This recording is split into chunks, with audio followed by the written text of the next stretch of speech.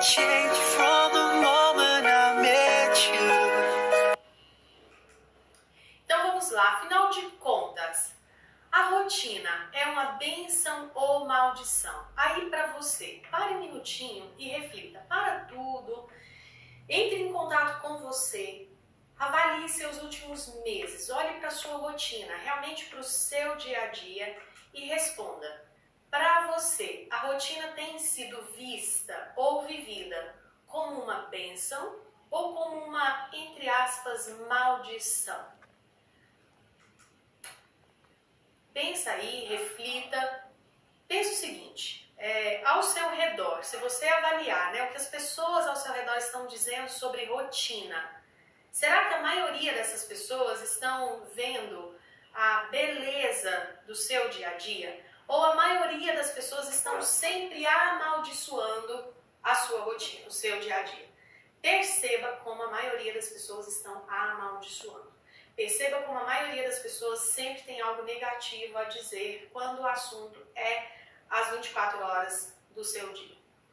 E aí, a maioria das pessoas acham realmente que o problema é a rotina. E eu estou aqui para te dizer, com todas as letras, que o problema não é a rotina.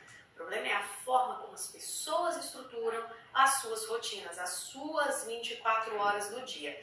Eu trouxe aqui para você uma informação vinda de um autor muito legal chamado Milan Kundera, e num livro que ele escreve sobre o ser humano, ele, filosoficamente ele mergulha no universo humano, ele vai falar sobre a insustentável leveza do ser. Esse é inclusive o título do livro, e ele diz o seguinte: seria insuportável a gente viver sem uma rotina. Por quê? Porque a rotina, ela traz previsibilidade, então a gente não conseguiria viver com a imprevisibilidade. Se não houvesse uma rotina, faria muita falta de sentido estar na vida, sem essa pré-determinação do que a gente tem para fazer. Então, acordar sem ter a menor ideia do que, para que eu vou ser útil, para que eu acordei, eu estou me alimentando para quê? Se a gente não tivesse isso, isso seria insustentável. Então ele fala, essa leveza toda que as pessoas às vezes queriam ter, ela na verdade ela pesa.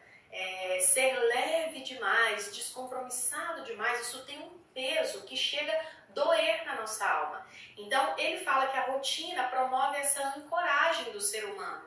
É como se a gente se sentisse enraizado justamente por tê-la. E aí, então a pergunta que vem é, peraí, se a rotina, então, não é o problema, qual seria, já que a rotina ela lidera o topo dos desentendimentos entre os casais? Quando a gente pergunta para um casal, a maioria das vezes, qual é o grande problema do seu relacionamento? A rotina. Ah, porque a gente deixou cair na rotina. Ah, porque a gente não sabe curtir, a gente não tem tempo para se curtir. Ah, o relacionamento foi perdendo a magia e a culpa é da rotina. Tudo recai, a maioria das queixas dos casais recai sobre a rotina, mas agora que você sabe que não é ela a grande culpada, você vai descobrir qual é o grande problema dessa desconexão do casal.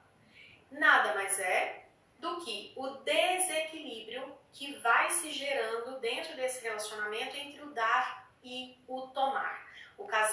Os casais não estão conseguindo manter equilibrada essa troca entre o que um dá e entre o que o outro dá, entre o que um recebe e entre o que o outro recebe. E nós vamos focar esse degrau 4 da agora para frente exatamente nesse reequilíbrio. Então vamos lá.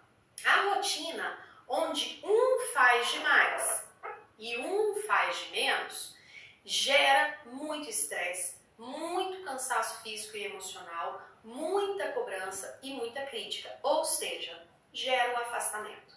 Seja ele interno, então lá dentro, a pessoa às vezes está aqui do ladinho, é super parceiro, mas lá dentro ele já está a quilômetros de distância.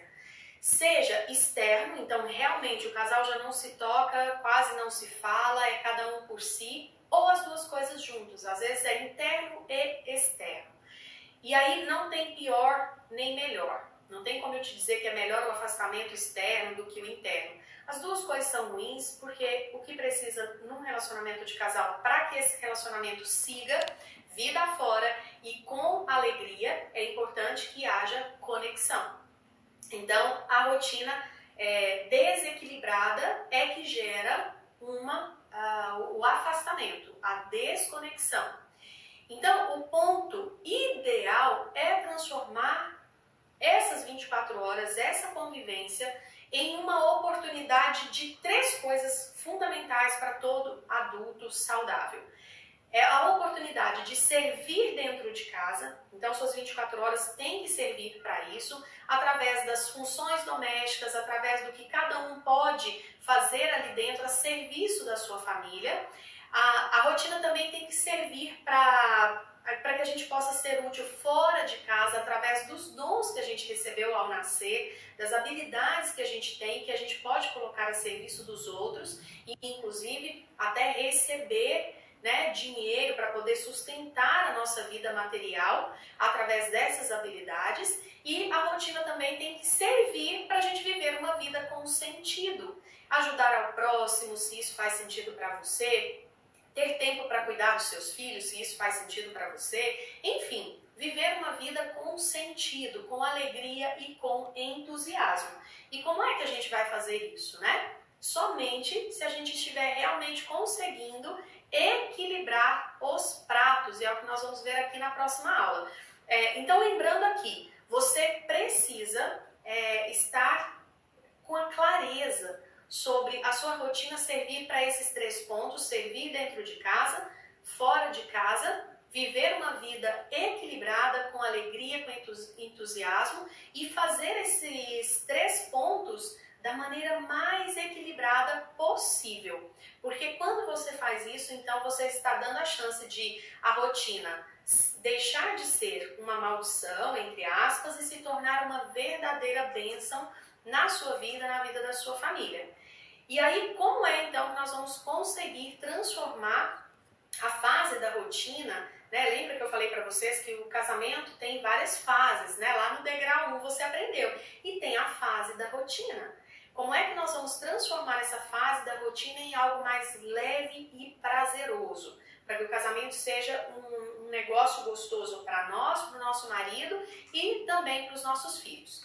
Primeiro ponto, a gente tem que se livrar dos excessos. E aí você tem que se livrar dos seus excessos e ajudar sutilmente o seu marido a se livrar dos excessos da vida dele. Por que eu falo sutilmente? Porque às vezes a gente que está de fora já enxergou que para ele aquele tanto de coisa é excesso, mas para ele aquilo tudo ainda é muito essencial, tá? Então, se você for muito direta nessa questão de ajudá-la a se livrar daquelas coisas, pode ser que gere muita resistência, porque ele talvez ainda não tenha entendido que trabalhar daquele tanto seja desnecessário. Então, tem que ser muito sutil. Estou dando até um exemplo aqui para você, para que você traga da teoria para a prática. Por exemplo, se ele é um workaholic, se ele é um homem que trabalha demais, você pode ajudá-lo a se conectar mais com os passeios em família, organizando esses passeios e só comunicando: olha, meu amor, esse final de semana vai acontecer um piquenique, já comprei tudo, já está tudo prontinho, é coisinha rápida, a gente vai. E aí você vai devagarzinho mostrando para ele que é bom tirar algum momento do trabalho para viver em família. Porque tem pessoas que não têm permissão para descansar. Tem pessoas que vieram de sistemas familiares onde o descanso era mal visto. E aí, às vezes, elas tendem a reproduzir. Ou então veio de uma família onde todo mundo trabalhou tanto, onde as pessoas trabalharam pouco, e aí agora quer fazer melhor. Não, minha família, todo mundo é preguiçoso, agora eu quero mostrar como é que se faz. E aí acaba não sendo nada legal o excesso. Então, primeira coisa, retirar os excessos da sua vida. Começa a se livrar de excessos. E ajude sutilmente o seu marido a também se livrar dos excessos dele. Isso já vai trazendo mais respiro, mais fôlego para a rotina de vocês. E o segundo passo é reequilibrar os pratos da balança em relação aos pontos básicos da vida a dois. Então vocês precisam estar muito bem equilibrados no que diz respeito a finanças, no que diz respeito a tarefas domésticas, a sexualidade, o diálogo e a comunicação e a vida social. Porque quando a gente desequilibra nesses pontos, nesses pilares básicos, fica muito difícil de ter realmente uma harmonia na convivência. Então aqui para finalizar a aula, nossas expressões-chave ou palavras-chave. Lembrando aqui, a rotina do casal pode sim ser uma bênção para os dois, e aí vai muito da nossa inteligência, da nossa capacidade de transformar essas 24 horas em algo que seja realmente útil e agradável. Para que isso aconteça, precisa cuidar do equilíbrio entre o dar e o receber, e você se livra dos seus excessos na sua vida e em seguida ajuda o seu marido a se livrar dos excessos na vida dele, e isso aí já é um ótimo começo.